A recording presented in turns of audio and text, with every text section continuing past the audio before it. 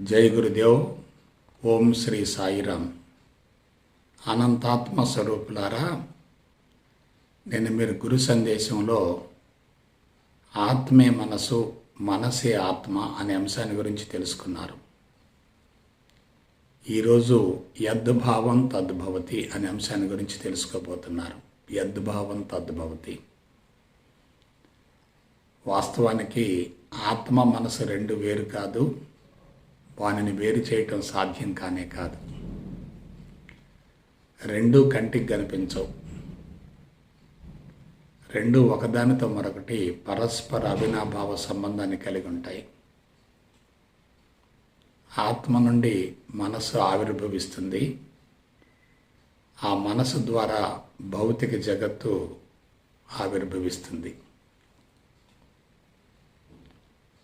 భౌతిక జగత్తు, స్థూల జగత్తు ఆవిర్భవించడానికి మూల కారణం వ్యష్టి మేధస్సుల యొక్క సమూహంతో కూడినటువంటి సమిష్టి మేధస్సే కదా. మనస్సును ఆధేయం అనుకుంటే ఆత్మ ఆధారం అవుతుంది. ఏది శాశ్వతం, ఏది తాత్కాలికం? ఆత్మ శాశ్వతం, మనసు మాత్రం తాత్కాలికం. అయితే రెండూ కంటికి కనిపించటం లేదు కదా. కంటికి కనిపించేటటువంటి భౌతిక జగత్తును వర్ణించడానికి, కంటికి కనిపించినటువంటి మనసును గురించి, ఆత్మను గురించి వివరించడానికి మధ్య స్పష్టమైనటువంటి వ్యత్యాసం ఉంటుంది. కంటికి కనిపించదు కాబట్టి దానిని గురించి ఎంత వర్ణించినా అది మాయ అవుతుంది. అయితే మనసును లేదు అనటానికి అవకాశం లేదు. ఆ మనసు ఉత్పన్నం కావటానికి మూల కారణమైనటువంటి ఆత్మ యొక్క ఉనికిని కూడా ప్రశ్నించకూడదు. ఆత్మ లేకుండా మనసు లేదు, మనసు లేకుండా భౌతిక జగత్తు లేదు. అందువలన ఆత్మ ద్వారానే భౌతిక జగత్తు ఆవిర్భవిస్తుంది అనడం సబబు అవుతుంది. అది ఒక రకంగా సత్యం అవుతుంది. కంటికి కనిపించేటటువంటి భౌతిక జగత్తుకు ఆత్మే ఆధారమైనప్పుడు సర్వం బ్రహ్మమయం అనేటటువంటి అంశం ప్రయోగపూర్వకంగా రుజువు గావించబడుతుంది. అలాగే మనం కళ్ళతో చూస్తున్నాం, చెవులతో వింటున్నాం, నాలుకతో రుచి చూస్తున్నాం, ముక్కుతో వాసన చూస్తున్నాం, చర్మంతో స్పృశిస్తున్నాం అనేటటువంటి అంశాలు కూడా ఒక రకంగా వాస్తవం కాదు. ఎందుకంటే పంచజ్ఞానేంద్రియాలు సమాచారాన్ని సేకరిస్తున్నాయన్నా, పంచకర్మేంద్రియాలు పనులు చేస్తున్నాయన్నా అందుకు మూలం మరియు ఆధారం ఆత్మే కదా. మనం స్థూలత్వంలో ఉన్నప్పుడు ఇంద్రియాల ద్వారా పనులు జరుగుతున్నాయి అనుకుంటాం. సూక్ష్మత్వానికి వెళ్ళగలిగితే ఆత్మ ద్వారానే అన్నీ జరుగుతున్నాయి అనేది 100% వాస్తవం. కాబట్టి ప్రాథమికంగా తెలుసుకోవటం కోసం శరీరము, ఇంద్రియాలు, మనసు, బుద్ధి, చిత్తం, అహంకారం, జీవుడు, జీవితం, ప్రాణం, చైతన్యం వగైరా వగైరా వంటి అంశాలను గురించి తెలుసుకోవటం జరుగుతుంది. కానీ అన్నింటికీ మూలం మరియు ఆధారం ఆత్మే కదా. అందువల్ల ఆత్మ ద్వారానే అంతా నడిపించబడుతుంది. సృష్టికర్తే అన్ని కార్యక్రమాలకు మూల కారణమవుతాడు. అటువంటి సృష్టికర్తను స్వాధీనం చేసుకోగలిగితే సృష్టి అంతా మన ఆధీనంలో ఉంటుంది. సృష్టిలో ఇరుక్కొని పోతే సృష్టికర్త యొక్క ఉనికిని మనం గ్రహించలేం. మరొక విశేషం ఏంటంటే ఆత్మ, మనసు రెండు కంటికి కనిపించవు కాబట్టి కంటికి కనిపించినటువంటి ఆ రెండింటిని గురించి ఎంత వర్ణించినా అది అసత్యం. కాబట్టి కంటికి కనిపించేటటువంటి స్థూల జగత్తుని ఆత్మగా భావించగలిగితే అజ్ఞాతంలో ఉన్నటువంటి మనసును గురించి, ఆత్మను గురించి అన్వేషణ గావించవలసిన అవసరం ఉండదు. అందువల్ల ఆత్మ, మనసు రెండు కూడా భౌతిక జగత్తులోనే ఉన్నాయి. భౌతిక జగత్తుకు భిన్నంగా ఆత్మ లేనే లేదు. మనం భౌతిక జగత్తును స్థూలంగా చూస్తూ ఉంటే రూపాలు, నామాలు, ఆకారాలు, రంగులు, మార్పులు, చేర్పులు కనపడుతూ ఉంటాయి. సూక్ష్మాతి సూక్ష్మమైనటువంటి శుద్ధ చైతన్యపు స్థితికి వెళ్ళగలిగితే కనిపించే భౌతిక జగత్ అంతా కూడా ఆత్మ యొక్క రూపాంతరంగా గోచరిస్తుంది. అంతా ఆత్మమయమైనప్పుడు ఇక మనం సరిచేయవలసింది, మార్చవలసింది, పెంచవలసింది, తగ్గించవలసింది, జీవితంలో మనం సాధించవలసింది కూడా ఏమీ లేదు కదా. కాబట్టి విశ్వమంతా ఒక్కటే, విశ్వమంతా చైతన్యమయమే, విశ్వమంతా ఆత్మమయమే, విశ్వమంతా బ్రహ్మమయమే. రెండు కానీ రెండవది కానీ లేవు. మరొక విశేషం ఏమిటంటే ఆత్మ ఎంతవరకు వ్యాపించి ఉంటుందో మనసు కూడా అంతవరకు వ్యాపించి ఉంటుంది కదా. ఆత్మ ఎంతవరకు వ్యాపించి ఉంటుందో సమాచారం అంతవరకు విస్తరించి ఉంటుంది కదా. ఆత్మ ఎంతవరకు వ్యాపించి ఉంటుందో ప్రజ్ఞ కూడా అంతవరకు విస్తరించి ఉంటుంది కదా. ఆత్మ ఎంతవరకు విస్తరించి ఉంటుందో దానికి సంబంధించిన జ్ఞానం కూడా అంతవరకు విస్తరించి ఉంటుంది కదా. కాబట్టి జ్ఞానం విశ్వం మొత్తం వ్యాపించి ఉన్నప్పుడు, సమాచారం విశ్వం మొత్తం వ్యాపించి ఉన్నప్పుడు, ప్రజ్ఞ విశ్వం మొత్తం వ్యాపించి ఉన్నప్పుడు, ఆలోచనలు విశ్వం మొత్తం వ్యాపించి ఉన్నప్పుడు, సమాచారం విశ్వం మొత్తం వ్యాపించి ఉన్నప్పుడు మనసుకు ఆత్మకు మధ్య ఎటువంటి వ్యత్యాసం ఉండదు. కాబట్టి విశ్వంలో జరిగే ప్రతిదీ ఆత్మమయమే. ఆత్మకు భిన్నమైనది, వేరైనది, అతీతమైనది మరొకటి లేనే లేదు. ఆత్మను మనసును రెండుగా విభజించామనుకోండి, అది ద్వైతం అవుతుంది. ద్వైతం అనేది వాస్తవం కాదు. ఆత్మను మనసును రెండింటిని కలిపామనుకోండి, అది అద్వైతం అవుతుంది, అదే సత్యం అవుతుంది. కాబట్టి జాగ్రత్తగా విశ్లేషించుకోండి. విషయ పరిజ్ఞానం పట్ల స్పష్టత ఏర్పడితే ఇక సాధన యొక్క అవసరం ఉండదు. విషయ పరిజ్ఞానం పట్ల స్పష్టత ఏర్పడకుండా కఠోర సాధన చేయటం చాలా ప్రమాదకరం. ఇది కాదు ఇంకేదో ఉంది అనే భావన ఉందంటే ఉన్నదానిని వ్యతిరేకిస్తూ ఉంటాం, కంటికి కనిపించిన దానిని ఆశిస్తూ ఉంటాం. కంటికి కనిపించే దాని గురించి ఎంత వర్ణించినా అది వాస్తవం కాదు కదా. కంటికి కనిపించింది ప్రత్యక్షం అవ్వటం, దాన్ని కళ్ళతో చూడటం సాధ్యం కాదు కదా. అందువల్ల కంటికి కనిపించేదే కంటికి కనిపించిన దాని యొక్క రూపాంతరం అని భావించి కంటికి కనిపించే భౌతిక జగత్తులో కంటికి కనిపించినటువంటి ఆత్మను దర్శించగలిగితే, చూడగలిగితే అదే ఆత్మ సాక్షాత్కారం, ఆత్మ దర్శనం అవుతుంది. కాబట్టి ఆధ్యాత్మికత యొక్క పరాకాష్ఠ స్థితిని ఎవరైతే అవగాహన గావించుకుంటారో వారికి జీవితమే సాధనగా మారుతుంది. మనం కేవలం సమాచారాన్ని తెలుసుకోవటం కాదు, ఆ సమాచారాన్ని లోతుగా విశ్లేషించగలగాలి, అధ్యయనం చేయగలగాలి, పరిశోధన చేయగలగాలి. అప్పుడేమవుతుంది? విషయ పరిజ్ఞానం స్పష్టంగా ఉన్నప్పుడు సాధన సునాయాసంగా కొనసాగుతుంది. విషయ పరిజ్ఞానంలో ఏమాత్రం అశాస్త్రీయత ఉన్నా సాధన చాలా ప్రమాదకరంగా మారుతుంది. కళ్ళు తెరిచి ఉన్నప్పుడు ఆత్మ అంతా అనుభవంలోకి వస్తున్నప్పుడు ఇక ప్రత్యేకంగా కళ్ళు మూసుకోవాల్సిన అవసరం ఏముంటుంది? సాధన అంటే చేయటం కాదు, ఏమీ చేయవలసినటువంటి అవసరం లేదు అనే అంశాన్ని అనుభవంలోకి పొందటమే. సాధన కఠోరంగా కాఠిన్యంగా ఉందంటే విషయ పరిజ్ఞానం పట్ల స్పష్టమైనటువంటి అవగాహన లేదు అని భావించగలగాలి. అందువలన కంటికి కనిపించినటువంటి మనసును గురించి, ఆత్మను గురించి అతిగా అనవసరంగా ఆలోచించటం కన్నా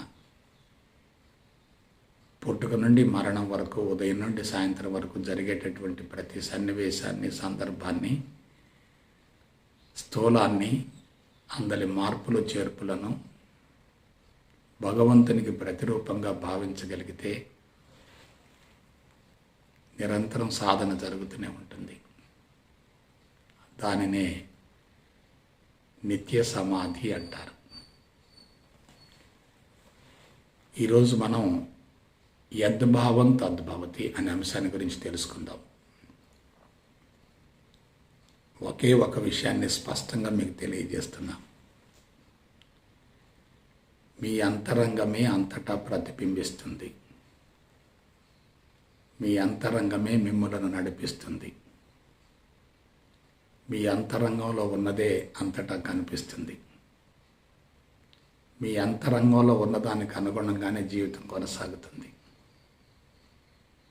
అంతరంగం సూక్ష్మమైతే బయట కనిపించేదంతా స్థూలమవుతుంది.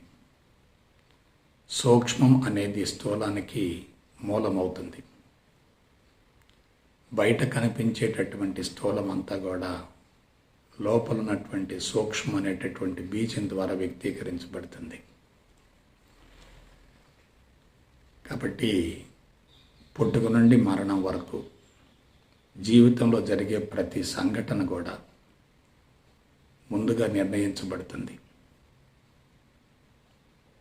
Nothing happens accidentally, everything is prefixed. ఏది ఆకస్మికంగా జరగదు, అంతా ముందే నిర్ణయించబడుతుంది. నీ జీవిత ప్రారంభం కూడా ముందే నిర్ణయించబడింది. నీ జీవితం ప్రారంభమైనప్పుడు కారణ శరీరంలో ఉన్నటువంటి జీవిత ప్రణాళికే నీ జీవిత పుస్తకం అవుతుంది, నీ జీవిత రాజ్యాంగం అవుతుంది. అందులో ఏది ఉంటే దానికి అనుగుణంగా జీవితం కొనసాగుతుంది. సంస్కారాలు అనేవి మనిషి యొక్క జీవితాన్ని, జీవన విధానాన్ని నిర్దేశిస్తూ ఉంటాయి. నీ లోపల ఏది ఉంటే దానికి అనుగుణంగానే నీ జీవితం కొనసాగుతుంది. ఆ సంస్కారాలు అనేవి ఈ జన్మకు సంబంధించినవి కావచ్చు, గత జన్మకు సంబంధించినవి కావచ్చు, గత జన్మలకు సంబంధించినవి కూడా కావచ్చు. ఆ సంస్కారాల మోతాదంతా కూడా జీవుడిగా రూపాంతరం చెంది సూక్ష్మ శరీరంగా మారి స్థూల శరీరాన్ని తయారు చేసుకొని ఆ స్థూల శరీరం ద్వారా జీవిత కార్యక్రమాలను నిర్వహిస్తూ ఉంటుంది. కాబట్టి కారణ శరీరం అంటే స్థూల శరీరం లేనటువంటి కోరికలు, సంకల్పాలతో కూడినటువంటి జీవుడే. కారణ శరీరం చైతన్యవంతమైందంటే అది పూర్తిగా కరిగిపోతుంది. అప్పుడు జీవుడు వ్యక్తీకరించబడతాడు. జీవుడు అంటే సూక్ష్మ శరీరం. జీవుడి యొక్క ఆశయం, సంకల్పం ఏమిటి? తన అంతరంగంలో ఉన్నటువంటి సంస్కారాలను సమూలంగా కరిగించుకోవటమే. సంస్కారాలు అనేవి దివ్యత్వానికి విరుద్ధమైనటువంటి సొంత ప్రణాళిక. మానవ జీవిత పరమార్థం ఏమిటి?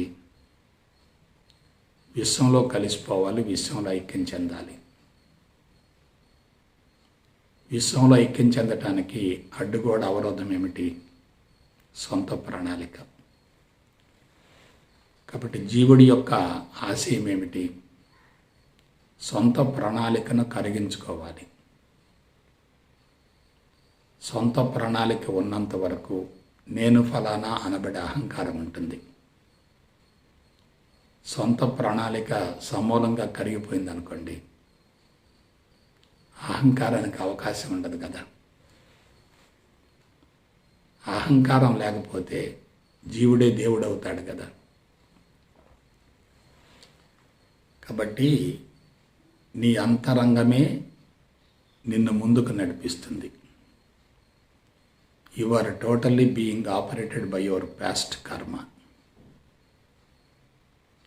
నీ అంతరంగంలో ఏమీ లేకుండా బాహ్య ప్రపంచంలో ఏమీ జరగదు కదా. కాబట్టి జీవుడు అంటే కంటికి కనిపించినటువంటి సూక్ష్మ శరీరం. ఆ సూక్ష్మ శరీరం స్థూల శరీరం ద్వారా కార్యక్రమాలను నిర్వహిస్తూ ఉంటుంది. స్థూల శరీరంలో కార్యక్రమాలు జరగటానికి మూల కారణం సూక్ష్మ శరీరమే. సూక్ష్మ శరీరం కంటికి కనిపించదు. స్థూల శరీరం కనిపిస్తూ ఉంటుంది, మాటలు వినిపిస్తూ ఉంటాయి, కర్మలు కనిపిస్తూ ఉంటాయి. కానీ మాటలకి కర్మలకి మూలం మరియు ఆధారం ఏమిటంటే సూక్ష్మ శరీరమే. స్థూల శరీరం ఆరోగ్యవంతంగా ఉందంటే సూక్ష్మ శరీరం ఉత్తమ సంస్కారాలతో కూడి ఉన్నట్లే. స్థూల శరీరంలో ఏమాత్రం దీర్ఘకాలిక వ్యాధులు ఉన్నాయన్నా, నొప్పులు, బాధలు, అసౌకర్యాలు ఉన్నాయన్నా అందుకు మూల కారణం సూక్ష్మ శరీరంలో బలహీనతలు, లోపాలు ఉన్నట్లే. పొరపాటును కూడా మనం స్థూల శరీరాన్ని సరిచేయకూడదు, సూక్ష్మ శరీరాన్ని సరిచేయాలి. సూక్ష్మ శరీరం కలుషితంగా ఉన్నప్పుడే భౌతిక శరీరం కళావిహీనంగా ఉంటుంది. సూక్ష్మ శరీరం సమూలంగా శుద్ధి అయితే భౌతిక శరీరం తేజస్సుగా, కాంతివంతంగా కనిపిస్తుంది. కాబట్టి మానవ జీవితానికి మూలం మరియు ఆధారం ఏమిటంటే జీవుడే. ఆ జీవుడే జీవితాన్ని నడిపిస్తూ ఉంటాడు. ఒక వ్యక్తికి మంచి జరిగిందన్నా, చెడు జరిగిందన్నా దానికి మూల కారణం బాహ్య ప్రపంచం కానే కాదు, అంతరంగమందలి సంస్కారాలే. కాబట్టి సంస్కారాలు ప్రకోపించినప్పుడు, పక్వం చెందినప్పుడు, పరిణతి చెందినప్పుడు అవి ఉపచేతన, అంతశ్చేతన మనసుల నుండి ఉపరితలానికి వస్తాయి, అంటే చేతన మనసుకు వస్తాయి. ఆ చేతన మనసు జ్ఞానేంద్రియాల ద్వారా సమాచారాన్ని సేకరించడం ప్రారంభిస్తుంది. ఆ కర్మలు కరిగిపోవాలంటే తప్పనిసరిగా కర్మలు చేయవలసిందే. కాబట్టి జ్ఞానేంద్రియాలు సమాచారాన్ని సేకరిస్తూ ఉంటాయి. ఆ జ్ఞానేంద్రియాల సమాచారానికి అనుగుణంగా కర్మేంద్రియాలు కర్మలను నిర్వహిస్తూ ఉంటాయి, చేస్తూ ఉంటాయి. ఈ కర్మలు జరగటానికి మూలం ఏమిటంటే చేతన మనసు. కాబట్టి చేతన మనసు ఒకవైపు జ్ఞానేంద్రియాలను, మరొక వైపు కర్మేంద్రియాలను నడిపిస్తూ ఉంటుంది. జ్ఞానేంద్రియాలు కేవలం జ్ఞాన సముపార్జనలో మాత్రమే ఉపయోగపడతాయి. కర్మేంద్రియాలు మాత్రం కర్మలను నిర్వహించి కర్మలను కరిగించుకోవటంలో ఉపయోగపడతాయి. కర్మలు జరిగాయంటే వాటి ద్వారా అనుభవాలు సమకూరుతూ ఉంటాయి.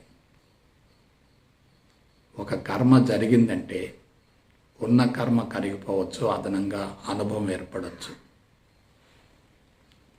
అనుభవాలు పెరుగుతూ ఉంటే సంస్కారాల మోతాదు కూడా పెరుగుతూ ఉంటుంది. కాబట్టి కర్మలను కరిగించుకోవటం అంటే అనుభవాలు ఏర్పడకుండా చూసుకోవాలి. అనుభవాలు పెరుగుతున్నాయంటే మనిషి కర్మబంధాన్ని పెంచుకుంటున్నట్లే. కాబట్టి ప్రపంచంలో ఇప్పుడు జరిగేటటువంటి అన్ని రకాల ఘోర విపత్తులకు మూల కారణం బాహ్య ప్రపంచం కాదు, స్థూల శరీరం అంతకన్నా కాదు. ప్రతి వ్యక్తికి అంతరంగంలో రాజ్యాంగం ఉంటుంది, జీవిత పుస్తకం ఉంటుంది, నిర్దిష్టమైన ప్రణాళిక ఉంటుంది. సంకల్పాలు, కోరికలు, ఆశయాలు, గమ్యాలు, లక్ష్యాలు వగైరా వగైరా ఇవన్నీ కూడా మనిషిని కర్మలకు ప్రేరేపిస్తూ ఉంటాయి, రెచ్చగొడుతూ ఉంటాయి. శారీరక అవసరాల కోసం, ఇంద్రియాలను సంతృప్తిపరచడం కోసం, మనసును ప్రశాంతపరచడం కోసం, బుద్ధిని సమత్వంలో ఉంచడం కోసం మనిషి నిరంతరం కూడా కర్మలను ఆచరిస్తూ ఉంటాడు. అయితే ఈ కర్మలనేవి అదనంగా కర్మలను చేర్చకూడదు, కర్మలను పెంచకూడదు. ఇప్పుడు మనుషులు ఏమవుతున్నారు, పిన్న వయసు నుండే కోరికలను, గమ్యాలను, లక్ష్యాలను, ప్రణాళికలను, పథకాలను పెంచుకునేటటువంటి సమాచారాన్ని సేకరించుకొని,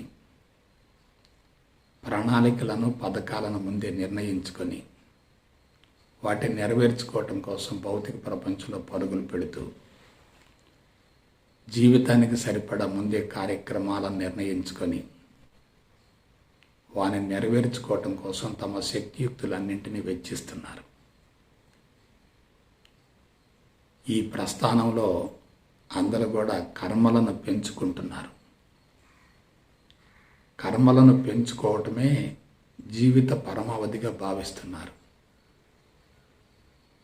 కర్మలు పెరుగుతున్నాయంటే తప్పనిసరిగా జీవుడు బలోపేతమవుతాడు. జీవుడు బలోపేతమవుతున్నాడంటే చెడు సంస్కారాల మోతాదు పెరుగుతున్నట్లే. చెడు సంస్కారాల మోతాదు పెరుగుతుందంటే స్థూల శరీరం తప్పనిసరిగా బలహీనపడుతుంది. స్థూల శరీరం బలహీనపడిందంటే జీవితకాలం కుదించబడుతుంది. ఒకవైపు కోరికలు, సంకల్పాలు, గమ్యాలు, లక్ష్యాలు, ప్రణాళికలు, పథకాలు పెరుగుతూ ఉండి మరొక వైపు స్థూల శరీరం బలహీనపడుతూ ఉంటే ఆ వ్యక్తి పరిస్థితి ఎలా ఉంటుంది? కొంచెం జాగ్రత్తగా ఆలోచించుకోండి. ఒకవైపు ప్రణాళికలు పెరుగుతున్నాయి, మరొక వైపు స్థూల శరీరం బలహీనపడుతుంది. ఆ స్థూల శరీరం ద్వారా తన ప్రణాళికలు, పథకాలు, కోరికలు, గమ్యాలు, లక్ష్యాలు నెరవేరే అవకాశం లేదనుకోండి. జీవుడు చైతన్యవంతంగా ఉన్నాడనుకోండి, జీవుడిలో ప్రణాళిక చైతన్యవంతంగా ఉందనుకోండి, ఆ జీవుడు ఆ దేహాన్ని తప్పనిసరిగా బలవంతంగానైనా సరే వదిలివేయవలసి వస్తుంది. కాబట్టి జీవుడు బలోపేతం కాకూడదు.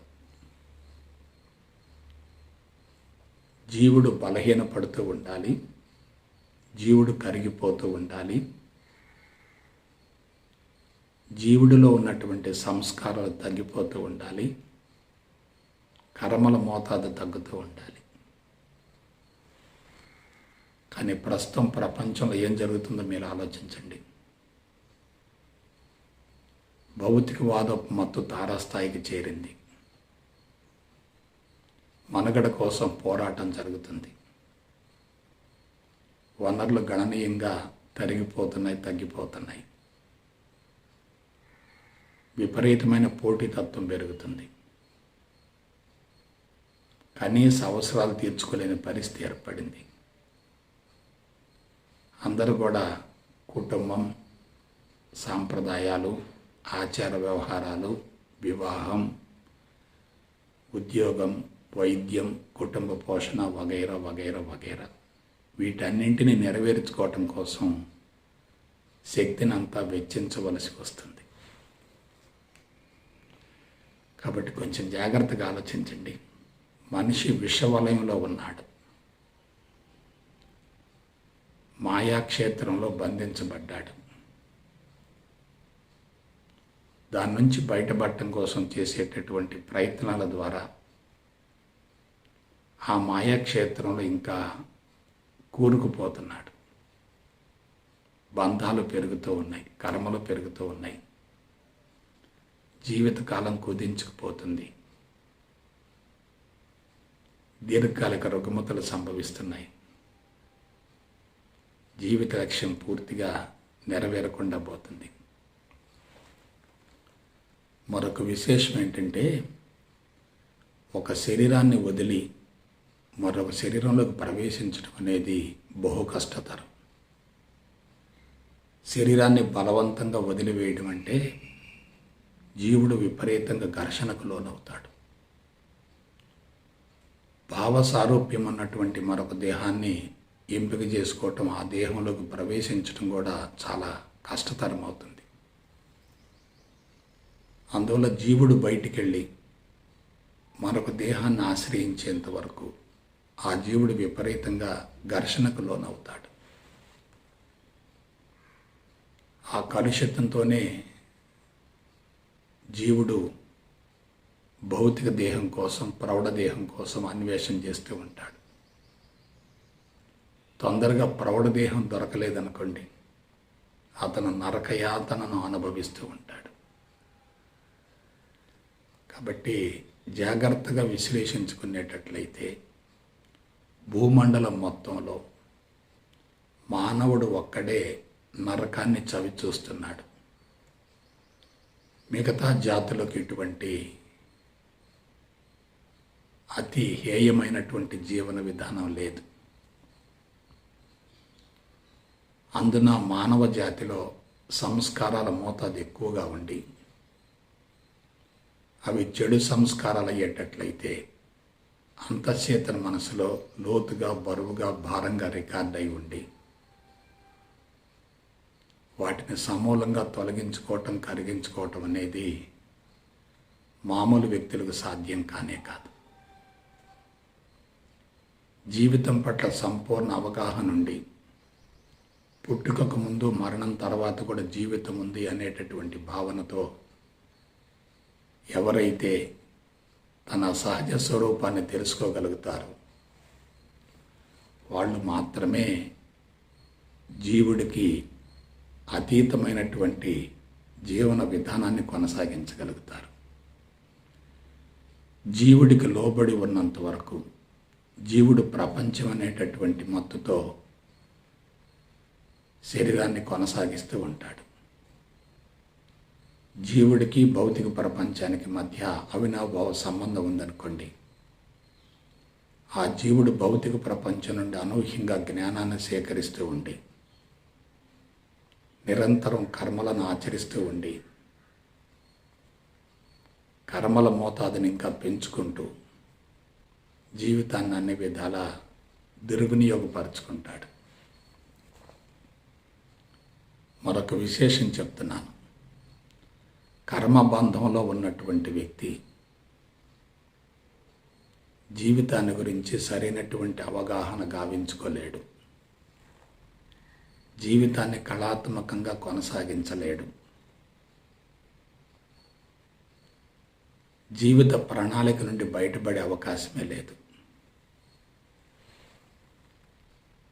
ఎప్పుడైతే జీవుడికి లోబడి జీవితం కొనసాగుతుందో ఆ వ్యక్తి జీవితాన్ని కేవలం యాంత్రికంగా కొనసాగిస్తాడు, ఉపరితలంలో చూస్తాడు, లోతుగా అధ్యయనం చేసే ప్రసక్తే లేదు. ఎవరికైతే జీవితం పట్ల చక్కటి అవగాహన ఉంటుందో వారు మాత్రమే జీవుడిని స్వాధీనపరుచుకుంటారు, లోపరుచుకుంటారు, అధిగమించగలుగుతారు. ఇది మామూలు వ్యక్తులకు సాధ్యం కానే కాదు. మరొక విశేషం ఏమిటంటే, అసలు జీవితం ఎలా ప్రారంభమవుతుంది? సంచిత కర్మలతో ప్రారంభమవుతుంది.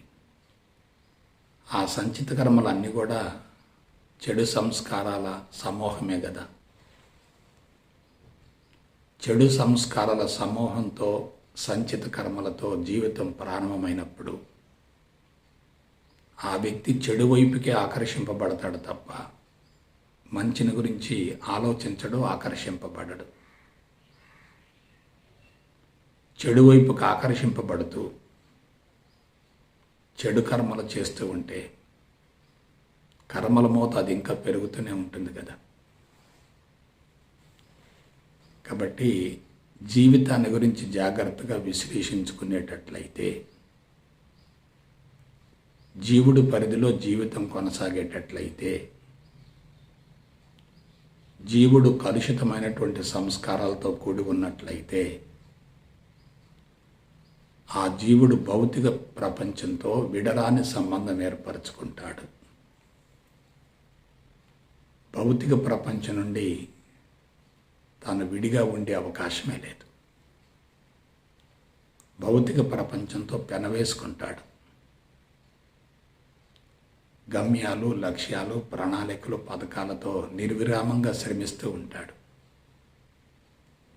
దీనికి అంతటికి మూల కారణం గత జీవితపు కర్మలు. అవి సంచిత ప్రారబ్ధాల సమ్మేళనము. సంచితం ఉత్తమంగా ఉంటే ప్రారబ్ధం ఉత్తమంగా ఉంటుంది. సంచితం కలుషితంగా ఉంటే ప్రారంభం కూడా అదే తరహాలో కొనసాగుతుంది. కానీ ప్రస్తుత కాలమాన పరిస్థితులను మనం జాగ్రత్తగా అంచనా వేసేటట్లయితే సంచితం ఉత్తమ సంస్కారాలతో ప్రారంభమైనప్పటికీ జీవితం దుర్భరంగా, కలుషితంగా, నిరంతరం పోరాటంలో కొనసాగుతూ ఉంటుంది. కాబట్టి తప్పనిసరిగా ప్రారబ్ధం చెడు సంస్కారాలతో కూడి ఉంటుంది. సంవత్సరం గడిచిందంటే సామాజిక పరిస్థితులు దుర్భరంగా మారుతున్నాయి. సంచితం ఉత్తమంగా ఉన్నప్పటికీ ప్రపంచంలో జరిగేటటువంటి సంఘటనల వల్ల చుట్టూ ఉన్నటువంటి వ్యక్తుల ద్వారా మనుగడ కోసం సాగేటటువంటి పోరాటంలో మనిషి చెడు వైపుకే తప్పనిసరిగా ఆకర్షింపబడతాడు. శారీరక అవసరాలు తీర్చుకోవటం కోసం, కుటుంబ పోషణ కోసం, భౌతిక అవసరాల కోసం, సమాజంపై పట్టు సాధించాలనేటటువంటి భావనతోటి మనిషి తన శక్తికి మించినటువంటి కార్యక్రమాలను చేపట్టి భౌతిక ప్రపంచంలో పరుగులు పెడుతూ ఉన్నందువల్ల తప్పనిసరిగా కలుషితం లోపలకు ప్రవేశిస్తూనే ఉంటుంది. దాని నుండి బయటపడే అవకాశమే లేదు. కాబట్టి మనం జాగ్రత్తగా విశ్లేషించుకునేటట్లయితే లోపల ఉన్నదే బయట జరుగుతుంది. లోపల ఉన్నదాని ప్రకారమే జీవితం కొనసాగుతుంది. యద్భావం తద్భవతి. భావన ఉత్తమంగా ఉంటే మనిషి ప్రపంచంలో ఉత్తమమైనటువంటి జీవన విధానాన్నే కొనసాగిస్తాడు.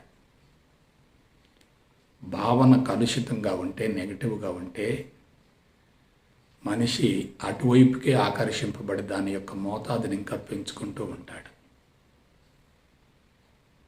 కాబట్టి మనం జాగ్రత్తగా విశ్లేషించుకునేటట్లయితే ప్రస్తుత కాలమాన పరిస్థితులలో ఉత్తమ సంస్కారాలతో జీవించడం అనేది మామూలు విషయం కానే కాదు. ఉత్తమ సంస్కారాల మోతాదును పెంచుకోవటం సాధ్యం కానే కాదు. మనకు తెలిసి కొంత సమాచారం లోపలకు ప్రవేశిస్తుంది, కానీ మనకు తెలియకుండా అనూహ్యమైన సమాచారం లోపలకు ప్రవేశిస్తూ ఉంది. మనకు తెలియకుండా లోపలకు ప్రవేశించేటటువంటి ఆ సమాచారంలో చెడు వాసన బీజాలు ఎక్కువగా ఉంటాయి తప్ప ఉత్తమమైనటువంటి భావాలు ఉండే అవకాశమే లేదు. అందువల్లనే సంవత్సరం గడిచే కొద్దీ సమస్యలు పెరుగుతున్నాయి తప్ప తగ్గటం లేదు. ఎవరి జీవితం వారి వారి సంస్కారాలకు అనుగుణంగా కొనసాగుతుంది తప్ప మనం ఊహించిన విధంగా, ఆశించిన విధంగా కొనసాగదు. ఏ ఇద్దరి సంస్కారాలు ఒకే రకంగా ఉండవు, ఏ ఇద్దరి ఆలోచనలు ఒకే రకంగా ఉండవు, ఏ ఇద్దరి మనస్తత్వం ఒకే రకంగా ఉండదు, ఏ ఇద్దరి జీవిత ప్రణాళిక కూడా ఒకే రకంగా ఉండదు. ఆ విధంగా అతి సన్నిహితంగా ఉండేటటువంటి వ్యక్తుల మధ్యే భిన్న దృక్పథాలు ఉన్నప్పుడు, భిన్న ఆలోచన విధానం ఉన్నప్పుడు ఒకళ్ళ ద్వారా మరొకళ్ళకి ఆ చెడు వాసన బీజాల లోపల ప్రవేశిస్తాయి తప్ప అంతరంగమందలి చెడును కరిగించే ఉత్తమమైనటువంటి వాసన బీజాలు ప్రవేశించే అవకాశమే లేదు. అయితే ఎవరైతే జ్ఞానపరంగా పరిణతి చెందుతారో, ఎవరికైతే జీవితం పట్ల చక్కటి అవగాహన ఉంటుందో, ఎవరైతే పుట్టుకకు ముందు జీవితాన్ని గురించి, మరణం తర్వాత జీవితాన్ని గురించి శాస్త్రీయ పందాల అవగాహన గావించుకోగలుగుతారో అటువంటి వారు మాత్రమే చుట్టూ ఉన్న కలుషితం నుండి బయటపడగలుగుతారు. కాబట్టి సంస్కారాల మోతాదు పెరగకుండా చూసుకోగలిగితే, పాత సంస్కారాలు కరిగిపోతూ ఉండి నూతనంగా సంస్కారాలు ఏర్పడకుండా ఉండేటట్లయితే ఆ వ్యక్తి జీవుడిని కరిగించగలుగుతాడు, జీవుడిని బలహీనపరచగలుగుతాడు, జీవుడిని స్వాధీనపరచుకోగలుగుతాడు, జీవుడిని అధిగమించగలుగుతాడు, జీవుడిని లోపరుచుకుంటాడు. అందుకు ఒకే ఒక చక్కని రాచబాట కనిపించే స్థూల జగత్తు మొత్తాన్ని భగవంతుడిగా భావించగలగటమే. కాబట్టి విశ్వం మొత్తం ఆత్మ ద్వారానే నడుస్తుంది, నా జీవితం కూడా ఆత్మ ద్వారానే కొనసాగుతుంది అనే భావన ఎవరికైతే బలీయంగా ఉంటుందో వారి అంతరంగం సమూలంగా సిద్ధవుతుంది, సమూలంగా కరిగిపోతుంది. అంతరంగంలో సంస్కారాలు కరిగిపోయే కొలది ప్రజ్ఞ అనంతంగా విస్తరిస్తుంది. ప్రజ్ఞ అనంతంగా విస్తరిస్తుందంటే మనిషి ఆత్మస్థితికి దగ్గరవుతాడు. ఇటువంటి ఆత్మస్థితికి చేరువ కావాలంటే ఆత్మ జ్ఞానాన్ని గురించి, బ్రహ్మజ్ఞానాన్ని గురించి, అద్వైత జ్ఞానాన్ని గురించి శాస్త్రీయపరమైన అవగాహన ఉండాలి. ద్వంద్వాలను కరిగించే జ్ఞానం కావాలి, ద్వంద్వాలను అధిగమించే జ్ఞానం కావాలి, ద్వంద్వాలను వదిలివేసే జ్ఞానం కావాలి. అసలు ద్వంద్వాలు రెండు మాయా అనేటటువంటి విషయాన్ని శాస్త్రయుక్తంగా రుజువు చేసేటటువంటి జ్ఞానం కావాలి. అటువంటి జ్ఞానం ఎవరికైతే లభిస్తుందో వారిలో విచక్షణ, వివేచన, విచారణ, విశ్లేషణ ఎక్కువగా ఉండి భౌతిక ప్రపంచంలో జరిగేటటువంటి సంఘటనల పట్ల ఎటువంటి ప్రతిచర్యను చూపరు, భౌతిక ప్రపంచంలో ఇరుక్కుపోరు. భౌతిక ప్రపంచాన్ని మాయగా భావించగలిగితే ఆ వ్యక్తి సంపూర్ణ స్వేచ్ఛ నుండి జీవితాన్ని కొనసాగిస్తున్నట్లే. కాబట్టి జీవుడికి లోబడి జీవించడం అంటే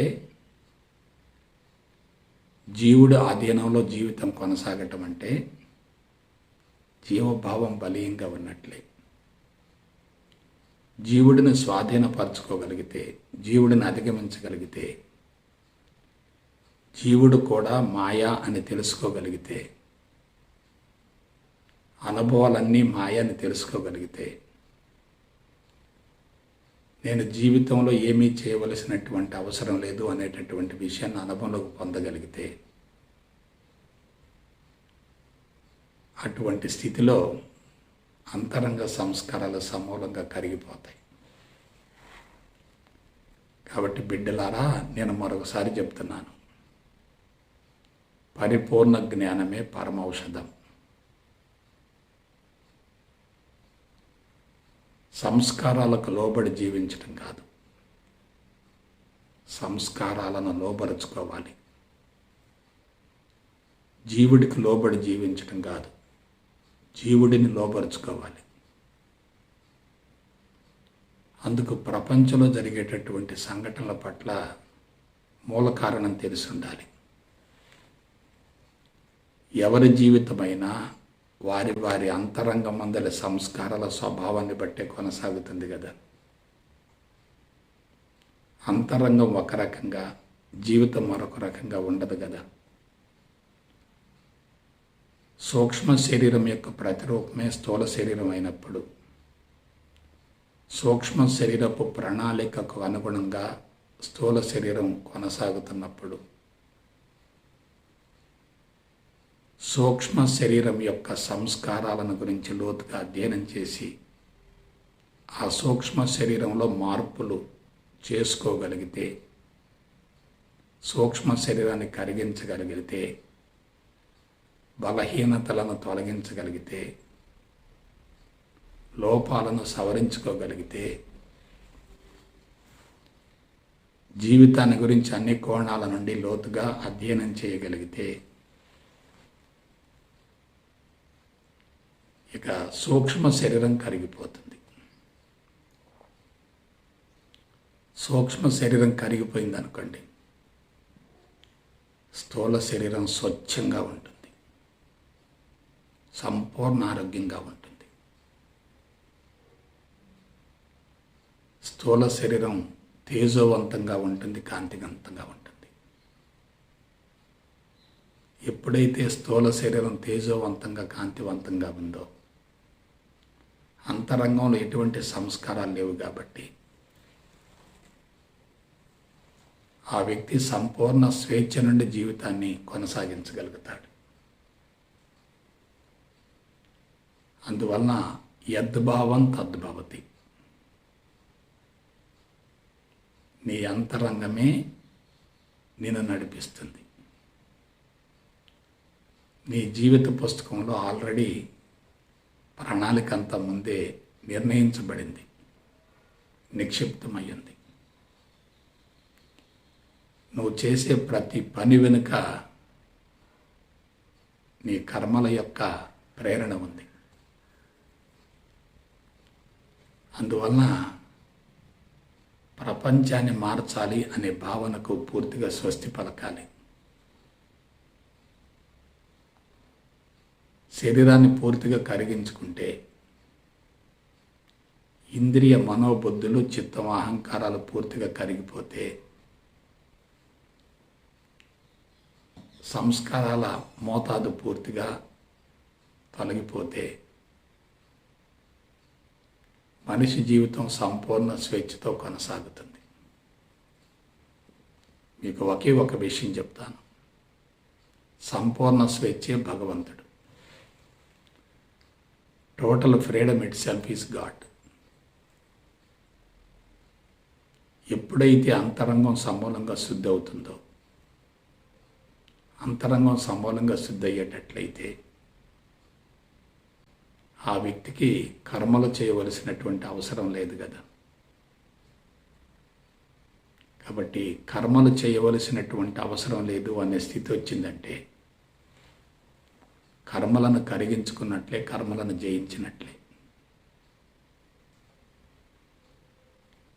అదే మానవ జీవిత పరమార్థం. అయితే మరొకసారి చెప్తున్నాను, సమాచారం వినటానికి, తెలుసుకోవటానికి, బోధించడానికి, రచించడానికి, అవగాహన గావించుకోవడానికి చాలా సులభతరంగా ఉంటుంది. కానీ అనుభవంలోకి రావాలంటే బహు కష్టతరం. ఎందువల్ల ఒక సంస్కారం ఏర్పడటం చాలా సులభం. ఆ సంస్కారాన్ని సమూలంగా కూకటి వేర్లతో సహా తొలగించుకోవటం బహు కష్టతరం. సంస్కారం లోతుగా, బలంగా, భారంగా రికార్డ్ అయి ఉంటుంది కాబట్టి దాన్ని తొలగించాలంటే శరీరాన్ని ఆపాదమస్తకం సమూలంగా శుద్ధి చేసుకోగలగాలి. జీవుడు శరీరాన్ని నడిపిస్తూ ఉంటాడు కాబట్టి, జీవుడి ద్వారానే శరీరం కొనసాగుతుంది కాబట్టి, జీవితం కొనసాగుతుంది కాబట్టి, ఆ జీవుడిని స్వాధీనం చేసుకోవటం అనేది మామూలు విషయం కానే కాదు.